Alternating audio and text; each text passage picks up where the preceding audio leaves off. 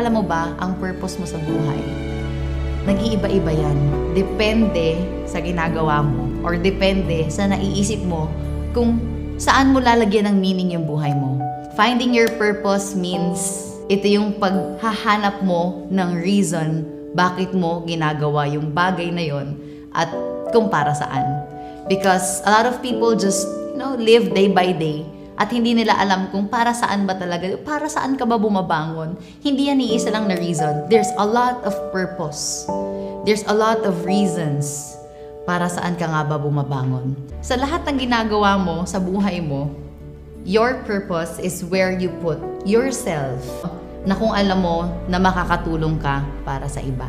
Ganun lang kasimple. Nakakatakot maging mabuting tao sa henerasyon na to, no? Pag di mo inintindi, masama ka. Pag masyado kang mabait, lolokohin ka. Kaya minsan, di mo na alam saan ka lulugar talaga. Pero kahit yung mga taong inabuso ka, huwag mo kalimutang may araw din sila. At balang araw, hindi man bukas, hindi man ngayon, makukuha mo rin yung para sa'yo talaga. Yung sasamahan ka kahit komplikado pa. At hindi ka na ulit pababayaang matakot dahil andun na siya.